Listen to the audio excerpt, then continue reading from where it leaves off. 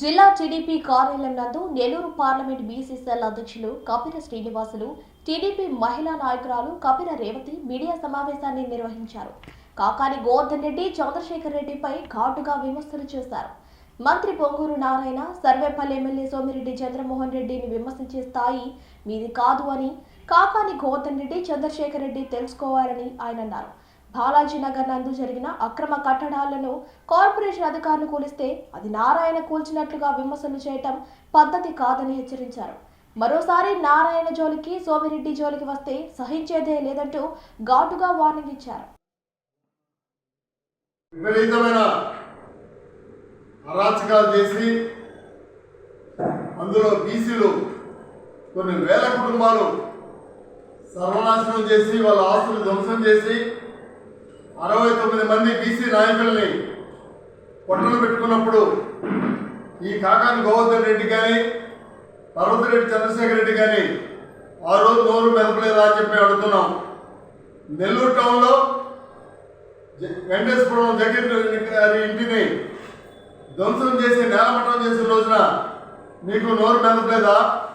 అదేవిధంగా బోడిగాడ్ తోట ఏరియాలో దాదాపుగా 200 ఇళ్ళు పైనే తీసేస్తే ఆ రోజు మీకు ఏమన్నా కళ్ళు గుడ్డి అయినాయా?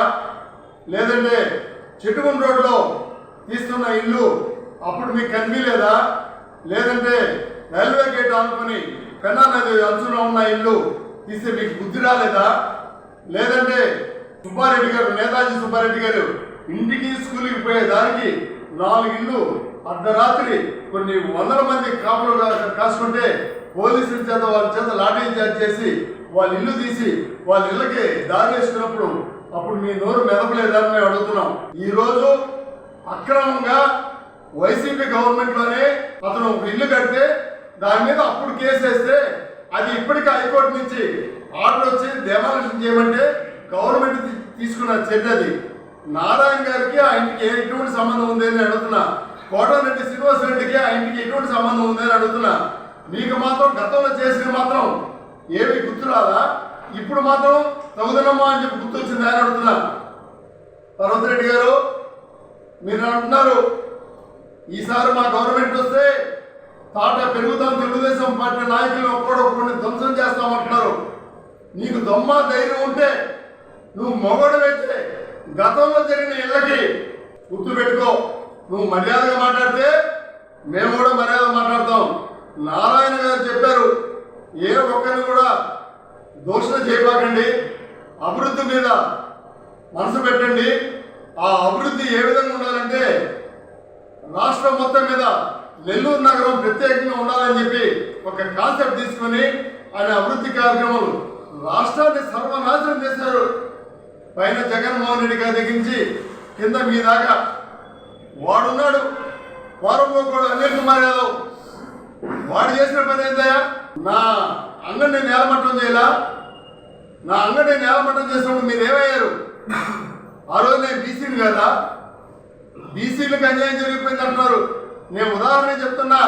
అయ్యా కాకాని గోవర్ధన్ రెడ్డి, నేనందరూ బుడ్డోడో అంటారు. బుడ్డారెడ్డి, నీకు చెప్తున్నా, బీసీల మీద ఎటువంటి దౌర్జన్యం చేసావో చిన్న ఉదాహరణకు 4-5 మత్స్య తునకలే చెప్తా నీకు. కోడూరులో గంగాధర్ యాదవ్ గారిది వాళ్ళ పొలాలు మొత్తం తవ్వించి వాళ్ళ రొయ్యల గుంటలు సర్వనాశనం చేసింది నువ్వు కదా. శాషయ్య యాదవ్కి అన్యాయం జరిగిపోయింది అంటావు. నీ యాదవ్ కాడికి వచ్చేటప్పటికి అన్యాయం జరిపింది. ఇంతమంది యాదవులకి అన్యాయం జరిగితే నీకేమి మనసు రాలేదా? వారంభోగ చేష్టాలు చేస్తూ కొన్ని వేల కోట్ల రూపాయలకి నాణ్యం పలికి అడ్డదారులు సంపాదించుకొని, గ్రానైట్లు సంపాదించుకొని నీ ఇష్టారాజ్యంగా ప్రవర్తించింది కాకాని గోవర్ధన్ రెడ్డి నువ్వు కాదా? ఏం మాట్లాడుతావు నువ్వు? ఎంతసేపటికి సోమిరెడ్డి ఒరే నా కొడుకు మాట్లాడుతున్నావు. మేము మాట్లాడుతావు నా కొడుకు నిన్నని. నువ్వేం చేస్తావురా నువ్వు? నీ గవర్నమెంట్ వస్తే చేస్తానంటున్నావు.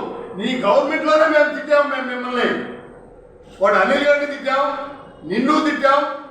ఈ వైసీపీ పార్టీలో ఎవడైనా కానీ తెలుగుదేశం నాయకుల్ని విమర్శిస్తే దానికి ప్రతి విమర్శ చేశాం. మేము భయపడే వాళ్ళం కాదు. ఈ రోజు వస్తే రేపటి రెండు ప్రాణాన్ని తెగించి మేము పార్టీలో పనిచేస్తున్నాం. దౌర్జన్యాలు చేస్తున్నారు, పేదవాడికి మొదలు కొడుతున్నారా?